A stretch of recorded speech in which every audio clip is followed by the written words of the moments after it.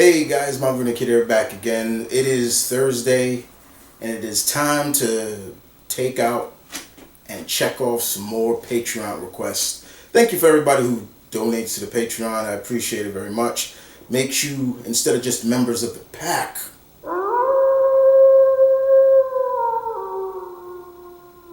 now you are Uber Pack members. So I appreciate that very much. And today, guys, we're here to break out another list. And this one comes from Cyborg 19.99. Kubo.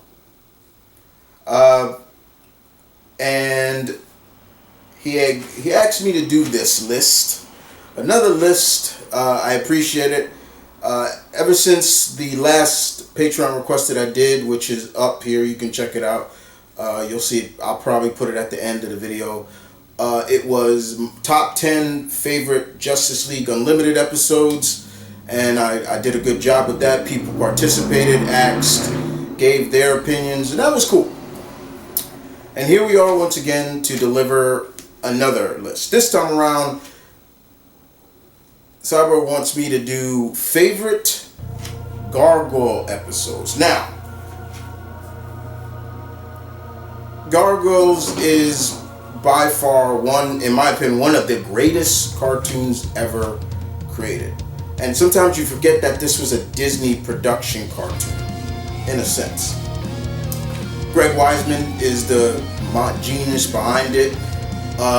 Started in 1994, ended in 1997, ran for 3 seasons with 78 episodes to its name. Season 1 was 13 episodes. Season 2 was a whopping 52 episodes. And Season 3, which is considered the Goliath Chronicles, had 13. And probably out of all the seasons, probably the weakest.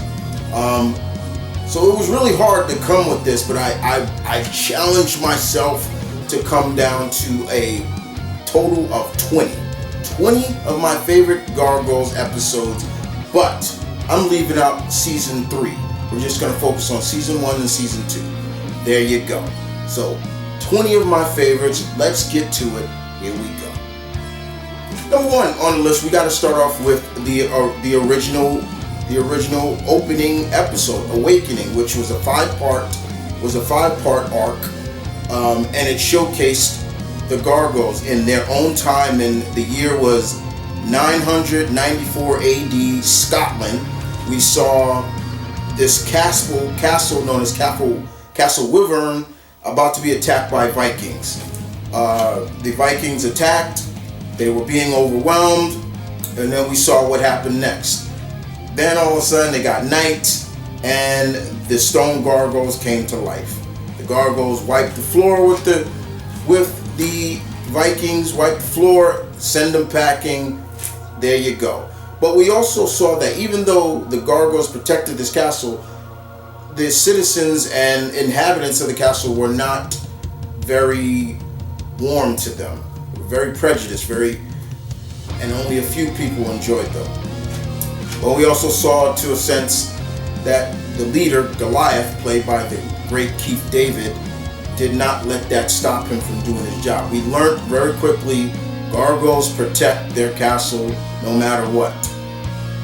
Then, of course, the Vikings came again. We saw what happened. They killed most of Goliath's clan, smashing them while they were in hibernation. Then they ended up in the modern era in the 1990s. A man known as Xanatos, who looked like Tony Stark with a ponytail, brought them back to life because of the spell said if the castle rose above the clouds, the spell would be broken. The spell was broken. They're in the modern time, and now they have to relearn everything, and they learn about guns and this and that. Goliath and the members of his clan even gained names, because remember, Goliath was the only one that had a name. Goliath, then Brooklyn came. They all got names from the different boroughs or streets in New York City. Brooklyn comes from Brooklyn. Broadway comes from the street Broadway. Lexington Ave. Hudson got his name from the Hudson River. Bronx from the borough of the Bronx. things like that. And they met a new ally called Elisa Maza, who is black and Hopi. Yeah, so she's black and Native American. We find out that later.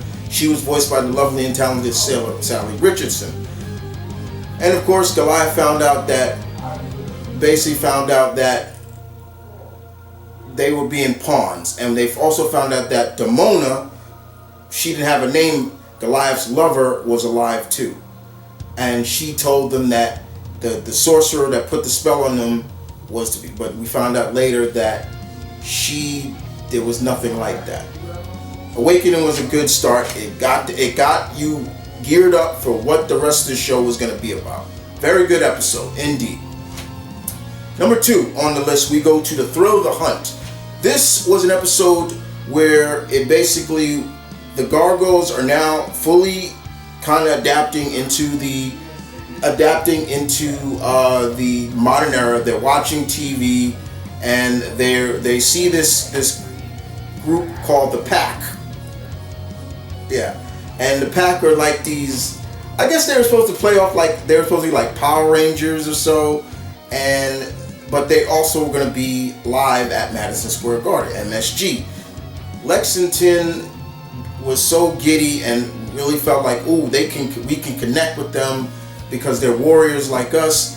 He let them see them, and later on we found out that they started to hunt them. Lexington got baited into bringing Goliath in to meet them. Now the Pack was made up of all the members had some kind of canine name. So you had Fox, Coyote, Jackal, Wolf, and Dingo. You can guess where Dingo was from. And they started to hunt Goliath and Lexington. The message of the episode was good. It was a really good episode. I loved it. But the message really was you can't trust everything that you see. And I love how Hudson even said that. Maybe he even said, I thought they were the good guys. Maybe we can't believe everything we see on television.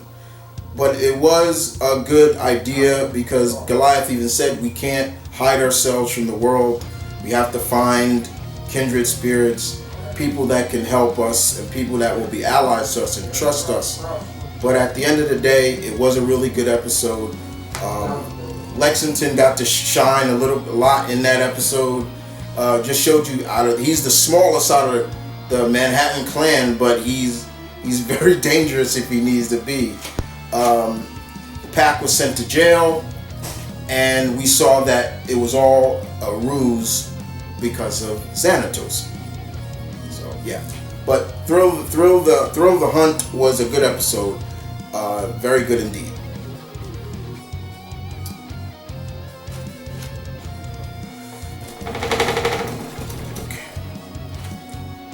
Number 3 on the list is Deadly Force. Deadly Force, this is the episode, is probably one of the most controversial episodes in the series. If you don't remember it, basically it surrounds around about Elisa trying to get guns off the street because of this mobster called Tony Dracon. Broadway is fascinated with Western movies, so he would go to the theaters and go watch these Western movies, kind of look like a Clint Eastwood S-type movie, and he was fascinated with guns. So one night he goes to Elisa's apartment. He comes inside. Elisa is cooking, and he's like, "Hi, Elisa. I was in the neighborhood and thought, and she was like, I'll cook us some steaks." Broadway sees Elisa's gun. He picks up her gun, and he's going around and pointing it, and boom, it goes off. Dead silence. "Sorry, I was messing with your gun." Next thing you know, he sees Elisa on the floor. Now, at that point in time, they didn't show anything until later on.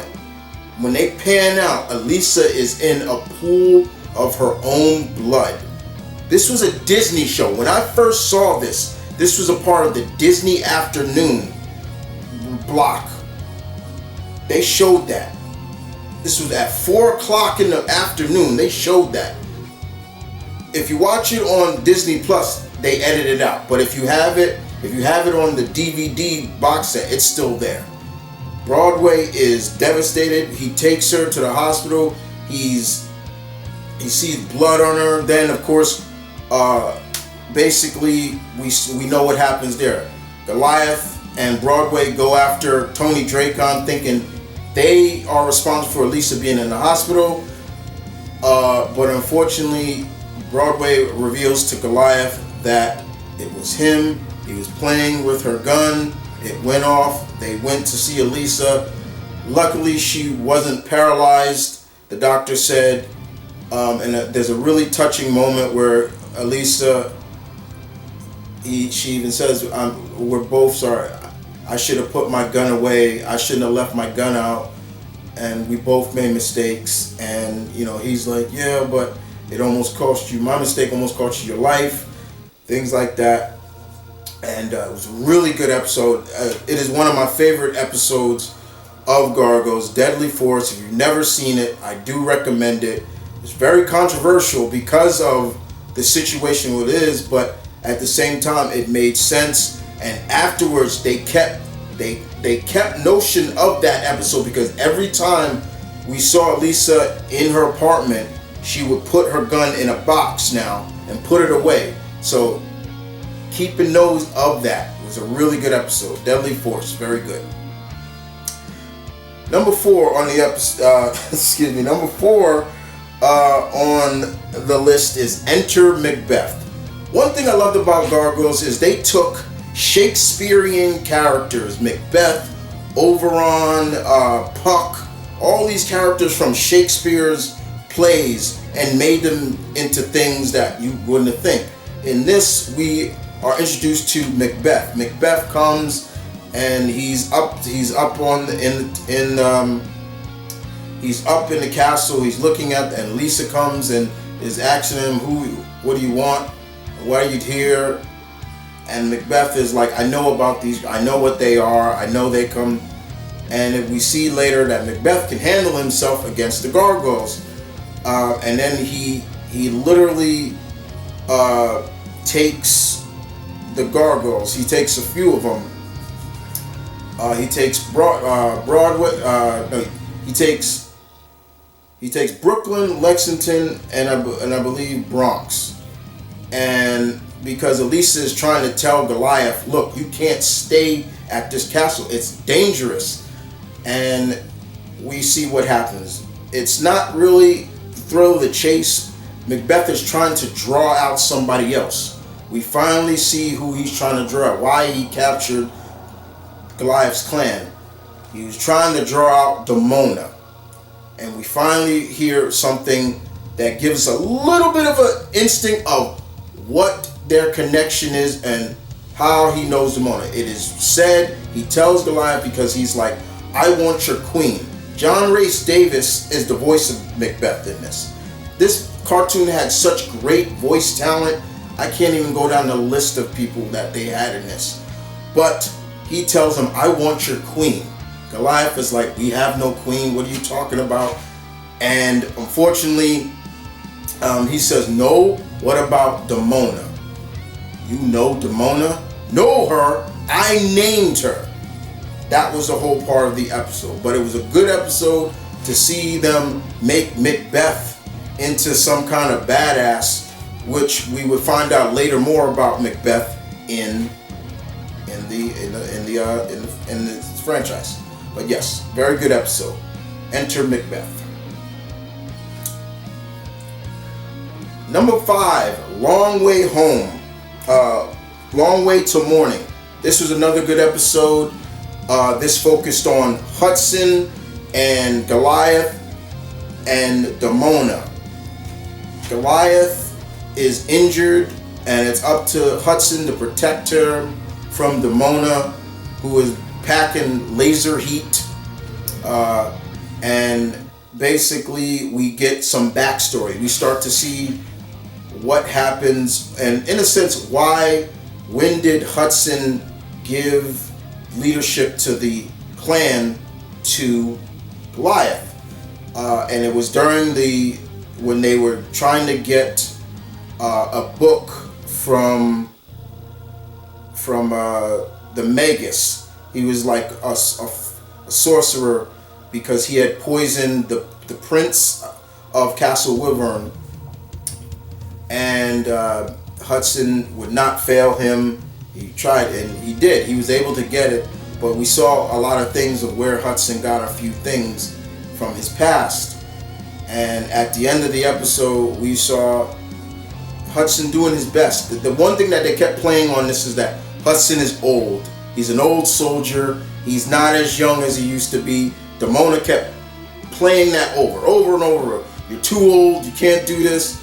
But Hudson he's an old soldier. He's still got a few tricks. This old dog still got a lot of tricks. And he was able to last long enough to them turning back to stone and Goliath being healed.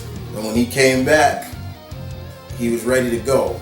And of course, what really was it about was Demona shot Elisa with a poison dart, but the dart didn't penetrate her. It actually penetrated her badge, but she didn't know that. So, but it was still a good episode, very good episode, really good episode. I love that episode. That's another good episode. It focused on Hudson, gave Hudson a huge spotlight. That's one thing about this series that it did. It gave spotlight to the other Gargoyles, which I really loved. You got to really love them and like them. It didn't just focus on Goliath. It focused on other characters, and I loved that. That was really good. So yes, that's the next on the list. Number 6 on the list, Reawakening. Reawakening is the finale, the season 1 finale. Basically, Demona and Xanatos realize that everything they have tried to do has not been able to defeat Goliath and his clan. Xanatos' Steel clan, his robots haven't worked. Demona hasn't really been able to deal with them. So they thought a combination of science and sorcery would help. Somehow they were able to bring back one of Goliath's dead clan members in the form of a cyborg by the name of Coldstone. Michael Dorn voices Coldstone, and Demona basically tells him, this is what happened to you, shows him a picture, and he looks it's kind of like the Frankenstein, and she tries to say, this is what your brother did to you, but at the end of the day, it wasn't. Goliath and Coldstone do fight. At the time, this is in the winter time, and we start to get a little bit more of Goliath gargoyle physiology, like cold weather doesn't hurt them. They can stand out in cold weather. It doesn't bother them. And that was something that was really cool. At the end of the day, Goliath and Coldstone do fight, and later on, he finds the truth that Demona lied. They fall into the Hudson River. I believe it was the Hudson River or East River, and Coldstone saves Goliath from drowning because he keeps hearing over and over in his head what Hudson used to say to him. A gargoyle can only, what was it? He said something about a gargoyle can only prep the air that they breathe, something like that. I can't remember off the top of my head, but it was really cool. He saves him, and then he flies off. And we do see Coldstone later on, but he does save Goliath, and Demona and them fail again. So yeah, that was the finale of season 1, and it was a really touching episode. But again, this series just pulled on your strings big time. It really did, really did. So moving on to number 7. Number 7 on the list is the leader of the pack. That's me. I'm your pack leader. But leader of the pack we are introduced back. The pack returns in this episode. They're behind jails. They're in jail, and eventually somebody breaks them out of jail in a suit of armor. Looks like a wolf. Looks like an animal, but he calls himself Coyote. Once he gets the pack out, he doesn't get all of them out. For some reason, Fox stays in prison. She stays in and to do her time. And we find out later why. But Coyote breaks them out. We finally get to see who Coyote is. Coyote is Xanatos, David Xanatos, but he's actually a robot. Later on, we find that out. So basically, Coyote says, okay, let's get revenge on the Gargoyles, because they think he's still Xanatos. And they do it once again. They try and lure the Gargoyles out. Now you gotta remember, Lexington is just full. Anytime the pack is brought up, he just gets into a blind rage. He goes out, him, Broadway, him, Brooklyn, and Bronx go out, and unfortunately, and Brooklyn's trying to tell Lexington, look, I understand what they did to you and Goliath.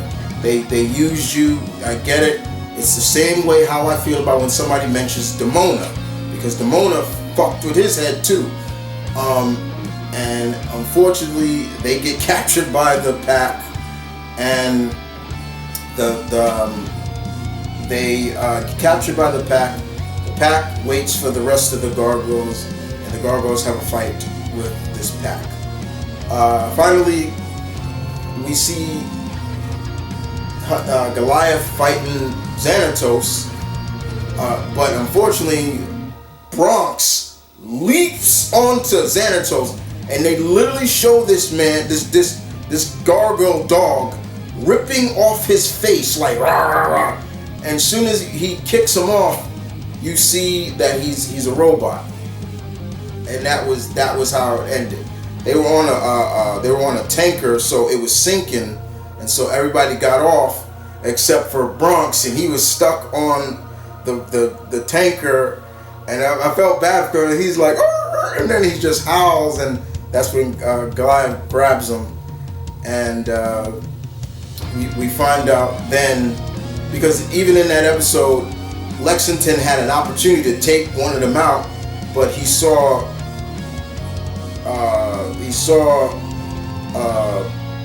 Brooklyn in danger, and he saved Brooklyn.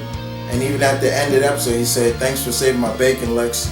He's like, "Hey, no problem. I had to get my priorities straight." So it was a good episode too.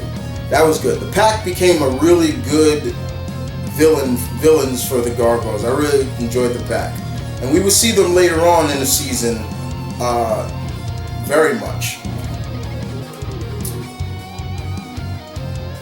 Number 8 on the list is the Mirror. Number 8, the Mirror. The Mirror, once again, this involved Demona. Demona stole a mirror. Well, you could say she stole it, and the mirror was actually Oberon's mirror. Inside the mirror she called to one of Oberon's children, Puck, from A Midnight Summer's Night Dream, and Puck, she ties Puck up and tells Puck, "You're gonna do what I tell you," and he basically starts running kind of amok in Manhattan. He turns all the humans in Manhattan to gargoyles. He turns Goliath and his clans into humans. So here we got Goliath and his clan are human, while Elisa is a gargoyle, and for some reason she can't.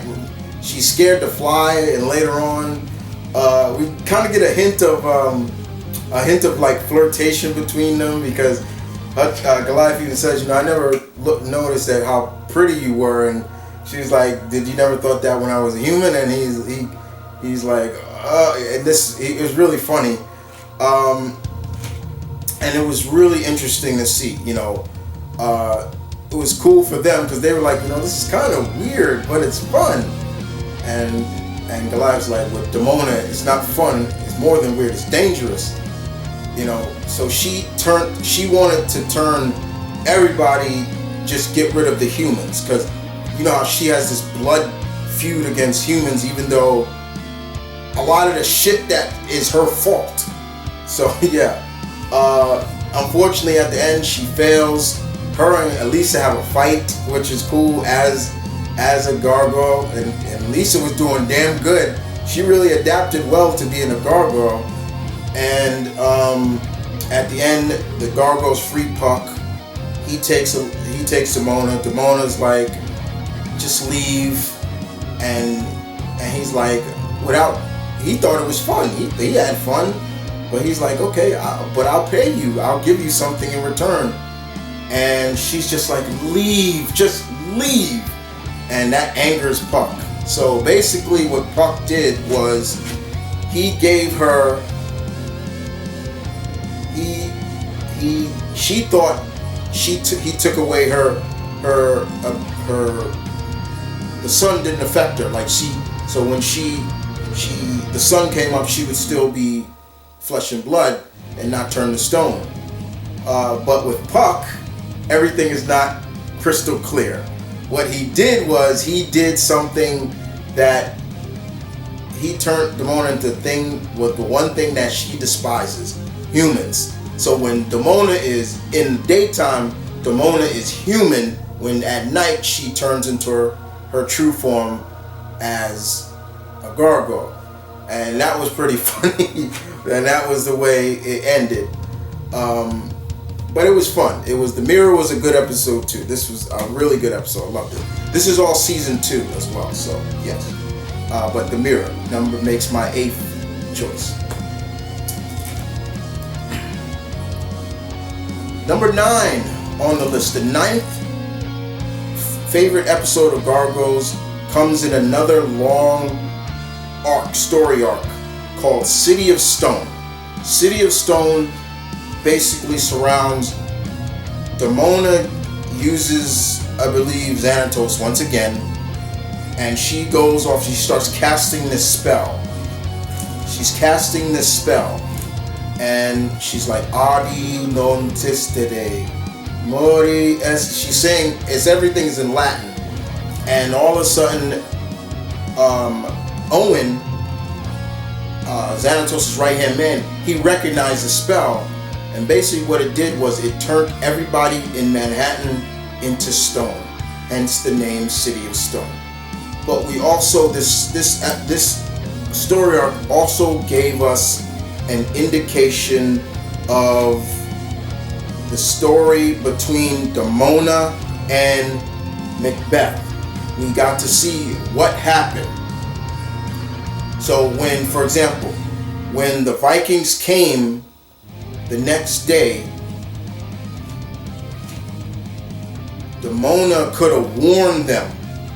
She could have warned her clan, but she didn't. She hid herself away while the rest of her clan died, and she thought, the captain of the guards was gonna keep his promise in a sense, but no, she hid herself. Then, and then we started to see a lot of things started happening. She is the constant action of certain characters that we would see. For example, there would later be this character called the Hunter. She created the Hunter because this little boy by the name of Gilcom came. He went in the stable and he saw Demona stealing food, and she clawed his face so badly he had 3 claws across his face. And his father came out and he was like, "Something attacked me, father," and he's like, "You wee babe, you got a few scratches." So it's probably just a real gargoyle scrapping for food. And she was a monster, a demon, and that's how she created the Hunter.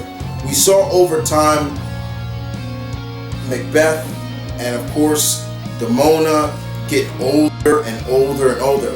And that was also the key that we got to see in this episode. This story, I got to see how she stayed so young. So we find out later when Macbeth became king, they made a pact with each other with these 3 weird sisters, the witches. So basically,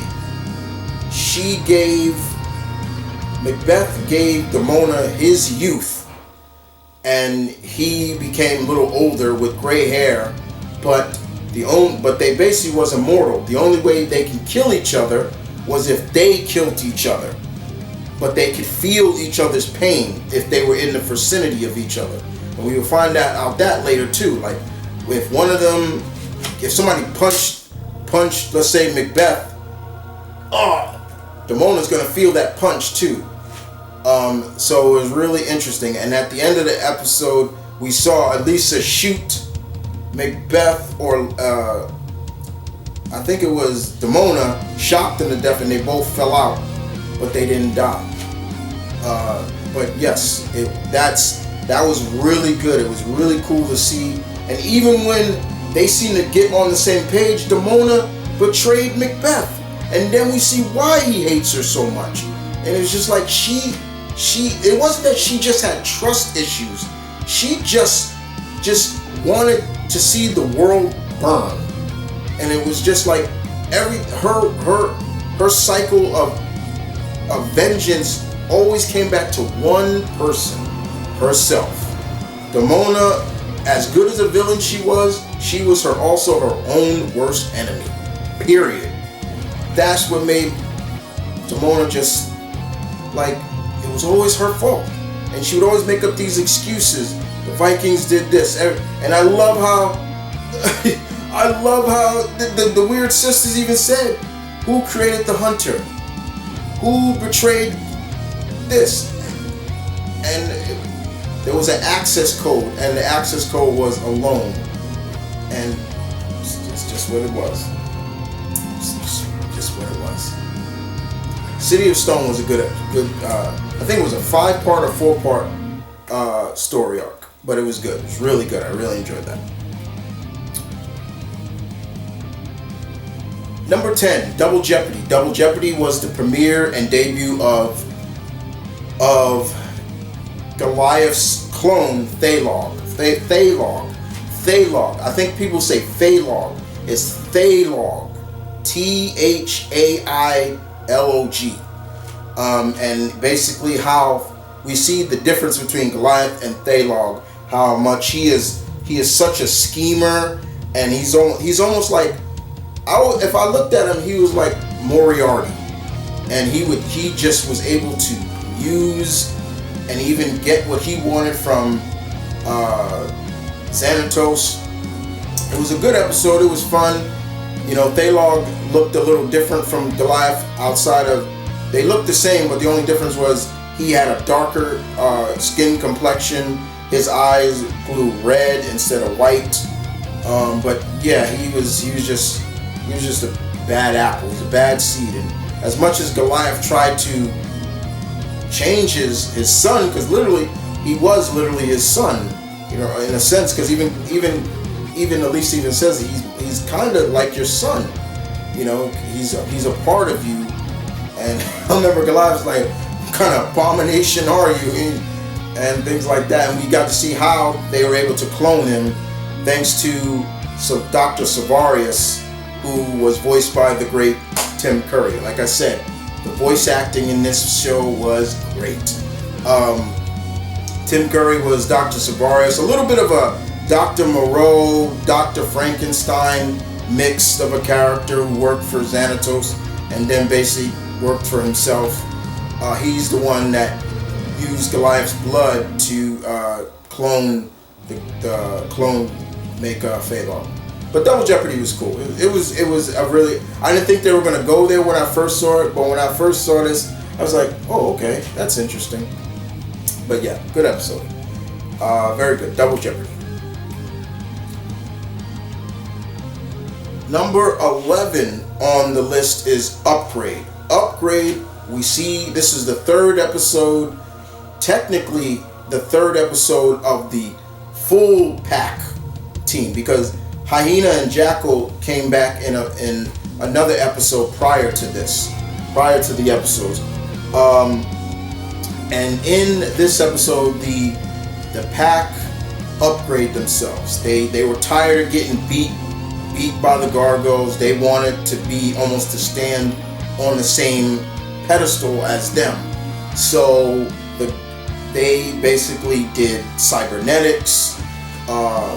Jacko and Hyena became cyborgs. Dingo is the only one that just put on like a suit of armor like Iron Man. Wolf became like a mutate. He became like a werewolf. And of course there was Coyote who had upgraded himself to become a bigger robot. And I love Dingo. I'm a part of the freak show now. Look, basically y'all went all Frankenstein on me. It's like, yeah, Dingo was probably the only one that was like, man, y'all crazy to do that.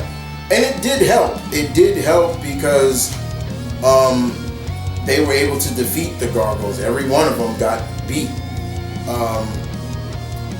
And this was at a time, well, not all of them got beat. This was at a time where Hudson was telling Goliath, you gotta choose a second in command. You got 3 young Gargoyles that could take that role. And so that was the key. And of course they captured Hudson, Goliath, Elisa, and Bronx once again. And Fox actually was helping them a little bit. Like she got on a broadcast and started talking to him, saying, tired of taking that long ride up Broadway, and she's like, yeah, she's talking about us. And that's where they got to see the new improved pack. And again, Lexington, he's angry, but like, yeah, I'm not afraid of them. I could take them. And Hudson and Brooklyn is basically saying, we need a plan. We can't just go head in. And they did. They came up with a plan of defeating this new improved pack, which was fun. It was really fun how they did it. And at the end of the episode, Brooklyn became second in command of the Manhattan Clan, which was cool. Because I always liked Brooklyn. I love Brooklyn. Out of the 3 young Gargoyles, Brooklyn was my favorite. I always loved Brooklyn. Jeff Bennett voiced him. Good. He did a good job too. So, but yeah, it was cool. It was a really good episode. I love that episode very much. So yes, upgrade. Number 11 is Avalon, the Avalon story. We get to see Avalon. Basically, the whole concept of this episode is the young boy that grew up with the Gargoyles, Tom, is alive and well, and the rookery and the eggs that the Gargoyles are alive and well. He comes to get Goliath and take them to see him, and we find out that not the Magus, the Archmage, there we go, the Archmage has gained a lot of power, and he wants revenge on Goliath. Throughout that episode, we see how, once again, the backstories are just great. You get to see how everything transgressed and everything like that, how Princess Catherine and the Magus and Tom ended up on Avalon and everything like that. And Avalon does slow down time while you're on there. That's why they live so long. And yes, they were able to find them. Goliath meets all the hatchlings that have hatched, including a female gargoyle by the name of Angela, and a young gargoyle, a male gargoyle by the name of Gabriel, who looked very much like Coldstone. And basically, I'm thinking it was announced. I think Greg Wiseman did say he was Coldstone's son. And Angela looked, her skin pigmentation looked like Goliath's, but she looked more like Demona. And Lisa picked up on that too. She's like, I can't put but she looks a lot like Demona. Whose child is she? Goliath goes on to say, gargoyle eggs belong to the whole clan.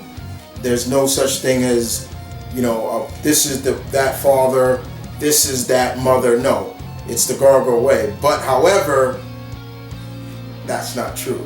They were able to defeat the Magus, the Archmage, because he had all this power. He took the spell book, the Gamorum Archimagum. He ate it. He ate this magical book, so that was a part of him. He had the Phoenix Gate, this crest-like thing that if you spoke Latin, you can travel in time. And of course, he had the Eye of Odin on his brow. But he was able to defeat him. And after they left, Angela said she wanted to go with Goliath. And when they were leaving, Tom says to Elisa, I thought you knew. Avalon doesn't send you where you want to go. It sends you where you need to be. And so basically, this became the Avalon saga that took up almost the rest of the season too. So yes, but it was really good. So yeah, Avalon was great. That was a good episode.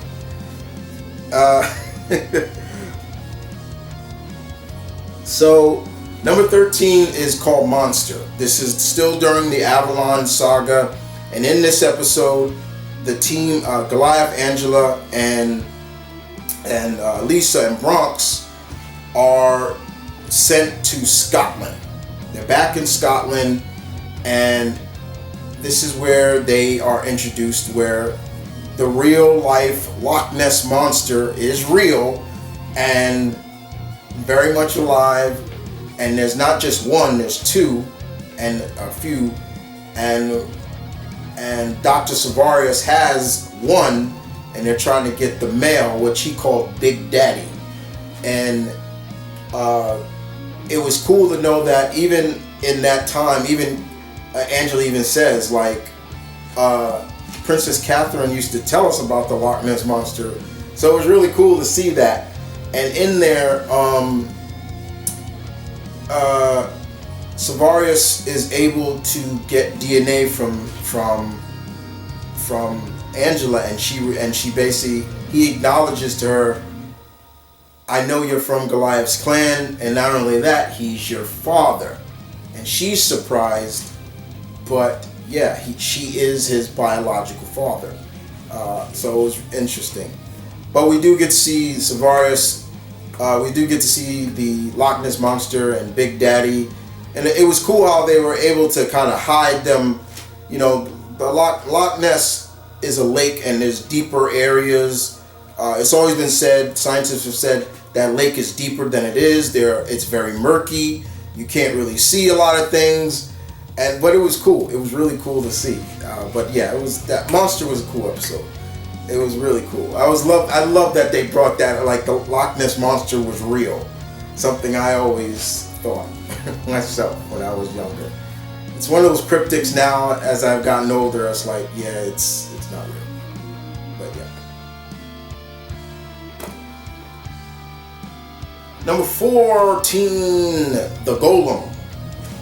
For all those who are of believe Jewish faith, you all, I'm sure people have probably told the legend of the Golem, and this was really cool. This was again the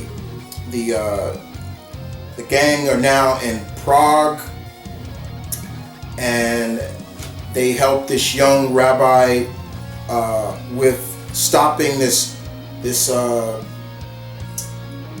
crime lord called Thomas Brod, and he was causing a muck.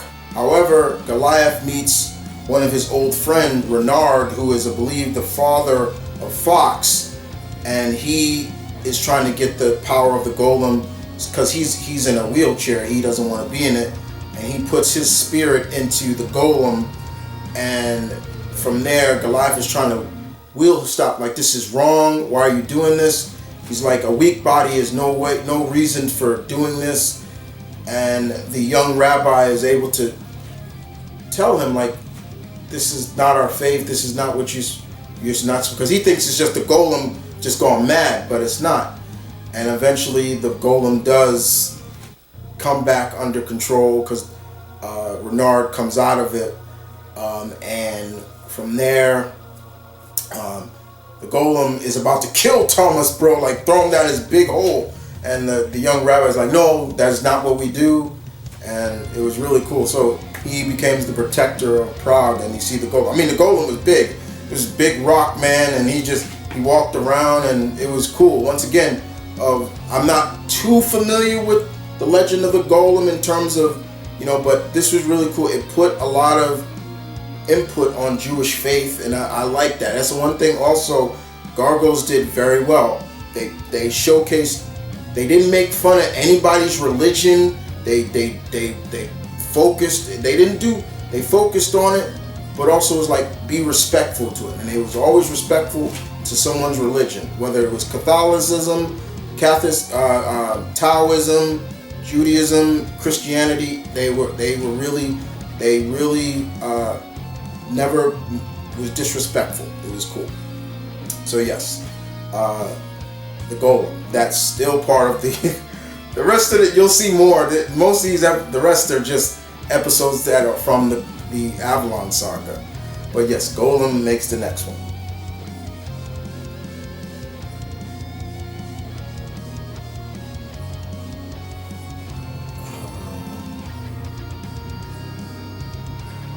MIA is the next up. Another one of my favorites, number 15. MIA, this is where Goliath and the gang, still part of the Avalon saga, they are now in England. The gang sees a statue in honor of World War II. This is during the Blitz. And pretty much Goliath and them see a statue, and on the statue of this old fighter, is a statue of Goliath and another gargoyle that looks very different. And once Goliath and them go into, I guess it looked like Piccadilly Circus, but it was in London, and next a group of gargoyles who people think they're just in costume, they come out. One of them looks like a unicorn, the other one looks like a lion, one was called Una, the other one was called Leo. And they go on and talk to Goliath like they know him, and he's like, I don't know you, who are you? And they're like, where's Griff? And who's Griff? And so basically what they do is they capture Elisa, Bronx, and Angela and hold them hostage. And he's like, yeah, now you'll feel what we feel with the loss of Griff. And he's, I don't know any Griff. Like, he's getting pissed. So he uses the Phoenix Gate to go back to 1940s, and he meets Griff there. And so he meets a young Griff, a young Una, and Leo, and basically Griff he looks like a griffin. That's what he looks like, a griffin. And he looks at Goliath and he's like, name's Griff. And he's like, you look like Scottish. You look Scottish and here to help with the war efforts, huh? So, and he's fighting he's out there fighting against the Nazis. They do say Nazis. They don't sugarcoat it. And the rest of the clan, Griff's clan, is like, the Nazis are a human problem. That's not our problem. Unless they bring the fight into our place, then we'll fight them. And Griff is like, this is stupid. Like, it doesn't matter. And then he says, what do you think, Goliath? And Goliath says, well, I realize that, human problems become gargoyle problems after a while. And he's like, finally, someone making sense. And so they do help the British with the Nazis. But after a while, Goliath realizes that he tells Griff, like, you don't make it back. And he's like, and Griff's like, where are you from, really? Not where.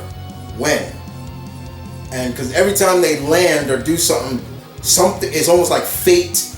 It's almost like a little bit like Final Destination. Death is against him. Like he's cheating death. Like there was one point they just landed and the building started coming down and he had to push him out of the way. They're on the ground. Next you know, Griff almost gets hit by a truck. And it's just like, he's like, now I understand. And so he basically uses the Phoenix Gate one more time and sends them back, comes back to the 90s. And Griff, he's like, where are we? And he's like, they're in the 1990s. And that's where, you know, the gang, the older Leo and Una are starting to realize that maybe we made a bad, it wasn't our fault. We can't blame Goliath for, we should have went with them instead of staying behind. And Una's like, we were just protecting our home, and that may have been right, but at the same time, we blame the wrong gargoyle, you know. And of course, you know, Lisa's basically saying bad things happen in wartime, it's not your fault. And then of course they see, you know, Griff, and he's like, you look distinguished. And then of course then the story is, it basically was Goliath had to go back in time just to meet them. It's weird, time travel, weird stuff, right? But it was a good episode. It was fun to see, you know, the Gargoyles in the 40s helping the British with the Nazis, and I love it. They're like, they're real, and they're on our side, and you know, thumbs and up and everything. It was cool. It was fun. And like I said, they didn't sugarcoat it. They were the Nazis. You saw the swastika. It was all. I'm like, whoa. You know, once again, this was a Disney show, and they were doing this stuff. So, yeah, it was a good episode. It's a real good episode. Next on the list would be Eye of the Panther. Another episode of, this time Elisa is in Africa. Elisa and the gang are in Africa. They also meet Elisa's mother, who was there as well. And we're hearing the tales of some African folklore, like Anansi, the spider, probably one of the most famous sub-Saharan African gods, Europa, right? Europa gods. And in there, Anansi cursed this man called Faramaku and turned him into a were-panther. And he turned his girlfriend into a were-panther as well, because he didn't want her to leave. He was being very selfish, but yeah. And it was all about spiders. And we saw Anansi at the end, and he was big and fat because he kept eating. And they were able to stop him because they just cut him off the webbing and all his. He's just like, and he was so fat he couldn't get up. So he's like, and so he's trying to bribe the gargoyle. He's like, yeah. He's like, no. He's like, I'll help you. I'll give you treasures, let you. And Goliath just stabs him in his web sack, and he supposedly died, but he didn't die. But yeah, it was really cool. And Farmaku and Taya, their spell, it's still gonna be there. So so what they decided to do was use their curse to protect the animals, because that was also one thing that they also got to see. Gargoyles, they got to see poaching for the first time, and Goliath was like, what kind of hunter hunts an animal and leaves the meat? And Elisa had to explain that to him. So yeah, but yeah, Eye of the Panther was a really good episode as well. Very good. I did like that because it focused on African folklore. Like I said, this show just paid a lot of respect to different cultures, and especially in the Avalon saga, very much. Next on the list is Eye of the Storm. Oh, sorry, something fell. Eye of the Storm is an episode, again, in the Avalon saga. Goliath and the gang are in Norway. They're in Norseland. So they're up there. I believe they're in Switzerland or Norway. I believe it was Norway. And basically Goliath and Elisa are approached by an old man. He's in a cloak, he's on a horse, he's got one eye, and he's offering Goliath comfort for Elisa because it's cold. And he says, all I want in return is that, the eye of Odin. And then we find out later that the old man is Odin. Odin himself wants his eye back. Odin had turned to a bear, a giant polar bear, and Goliath and them realized that wasn't no ordinary bear. It had one eye like the old man. And Odin is like, I'm not one of the most patient gods. I've tried barter, I've tried fair combat, now I gotta play dirty. And I'm like, and it's later on, basically Goliath puts the eye of Odin on himself, and it starts to change Goliath. It makes him, it turns him into something that he's not.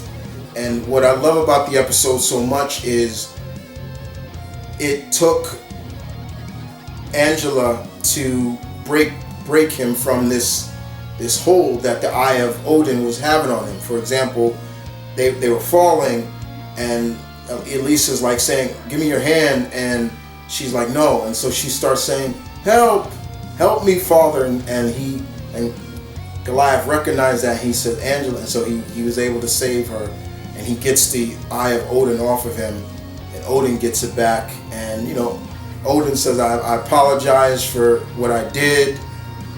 Something that I wouldn't have think Odin would do. But yeah, he did. He apologized, but he's just like, this is my property. It's not, And we saw what the Eye of Odin did throughout the series, like what it did to people. It brought out the darkness in them. Like when Fox had it on, it made her into that giant, like, werewolf. Like, so it was interesting. But yeah, that was another good episode as well. But yeah, Eye of the Storm was good. It was fun. It was a real good episode.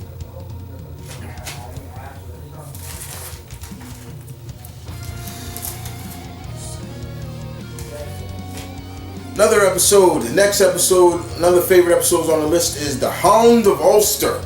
So we're going Irish folklore once again, and I've always loved Irish mythology, and this brought up Cú Chulainn and the Hound of Ulster. Cú Chulainn was a demigod in Irish folklore, and his hound, the Hound of Ulster. This focused on Bronx and a young lad by the name of Rory. He didn't really have what he was going to do. He was going to run away with this girl called Molly. And we also see the Gargoyles have met the Banshee.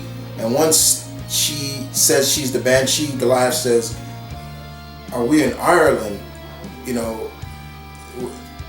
And of course, yeah, and she's a lot different than most. The folklore of banshees they only key when they sense death, when death is coming. But she was a lot different, and she was a lot alluring, and she's like, why would you come here? And she's saying it's the time of the gathering, and Oberon wants his children home, doesn't he? And she's like, we never met Oberon, we don't know who he is. And she's like, you're lying, don't lie to me. And all of a sudden she's like, she starts singing, keying.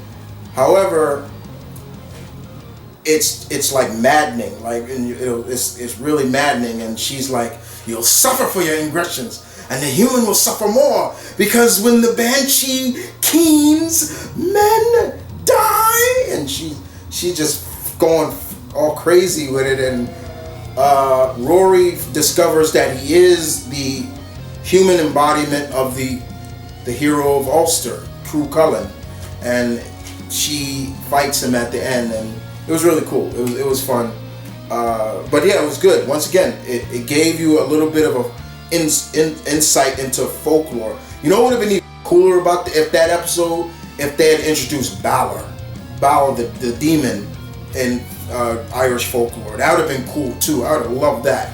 But no, it was just the Banshee and Cuchulainn. If you don't believe me, you could research him. He was a folklore like Hercules. Yeah. So yeah, good stuff. It was fun.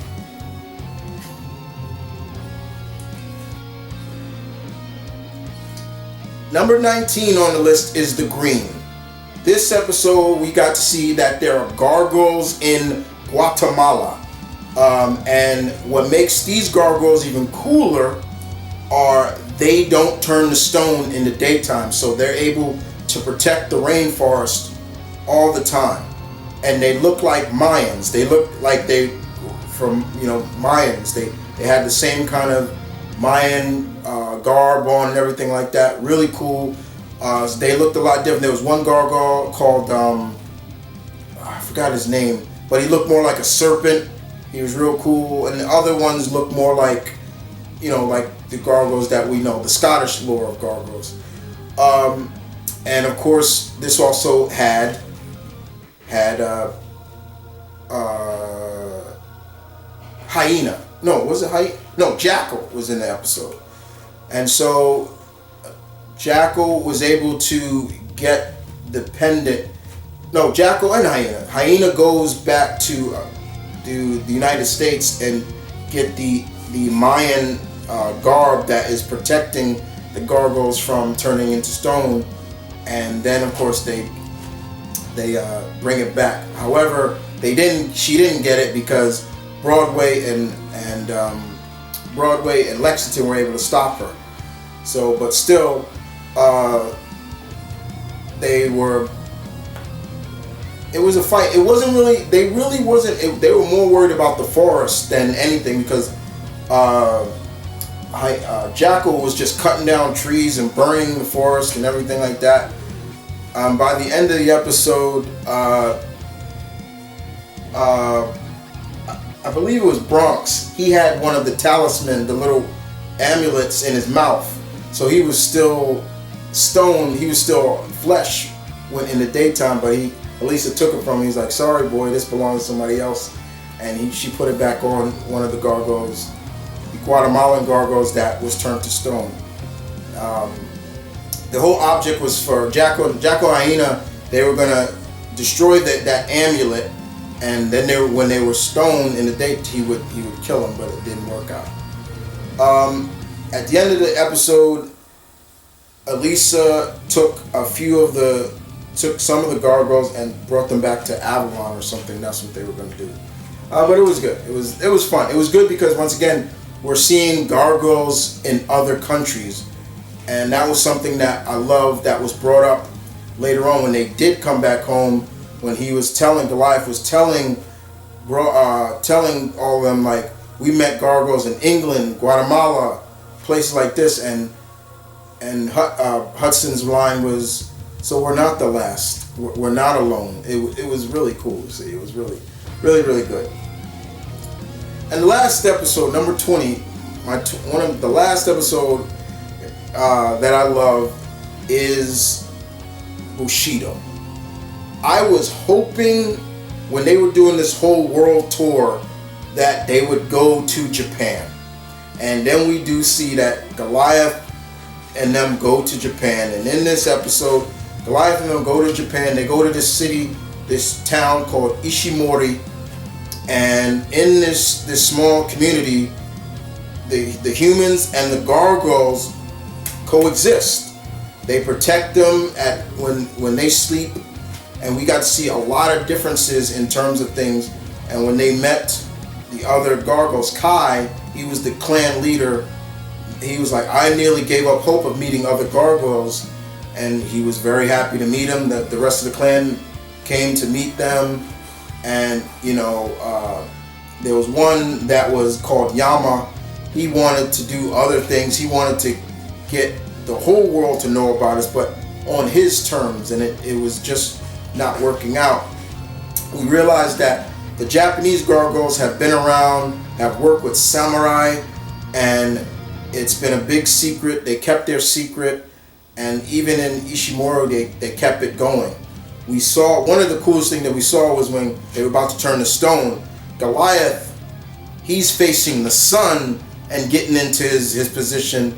The Japanese gargoyles, they were facing towards their home instead of, and he even says to them, he's like, I always met the sun forward towards where enemies are coming. And he says, here we face inward. It is basically our way of respecting the humans and respecting our home. And I was like, oh, that was cool. The end of the episode basically realized that one of the citizens called what was his name? I forget his name. Taru. He wanted to make a fortune off of the gargoyles. He had a theme park and he was gonna, but he was lying about a lot of the things. And Yama, who was also a part of it, but then he realized that he was stupid to be a part of it. So it was a cool episode. But that was probably my favorite because we got to see Goliath and them in Japan. It was really good. Oh my God. I apologize for this long video, but I couldn't break this down to 5 episodes or 2 episodes or 10 episodes. When you Gargoyles is just one of my favorite series. I still watch it to this day. It still resonates till this day. It is not, the quality of the show is still there, especially those first 2 seasons. Now, the reason why I did not put any of the 3rd season, the Goliath Chronicles, is because it felt different. It felt like Disney had stuck their hands too much into it. Like, for example, everything became more about prejudice and the citizens, the people of New York knowing about the gargoyles. The Quarrymen just were god awful villains. I got sick of them real quick. There were a few episodes I did like, but overall, most of the episodes just felt like we've seen this before in previous season. Why are they doing this over? And even in that season, Demona was only in 1 episode, while in the previous she was in a lot of episodes, and there was just too much. It didn't live up to it. The last episode is good where they saved the people from the train, but outside of that, it ended. I didn't like the Goliath Chronicles. I really did. So I tried to keep it towards just the episodes of season 1 and 2. Like I said, so I apologize if this is long, guys. If you stayed through the end of this, thank you. You want to blame somebody, blame Cyborg. He's the one that, no, don't do that. But I thank Cyborg. Thank you for the request. So one of your requests is down. I will finish the rest of your next 3. But as always, you're not the only Patreon, so I try to mix it up as much as I can. But yes, I loved it very much. There you go. Hope you guys enjoyed this. If you are a Gargoyle fan, please leave your favorite episodes of Gargoyles in the section down below. I also want to know who is your favorite Gargoyle. There you go. Who's your favorite Gargoyle out of the Manhattan Clan? What is your favorite Gargoyle villain? I want to know this. And lastly, I want to know is, do you want to see a live-action Gargoyles movie? Thank you for listening, guys. You guys take care. Peace.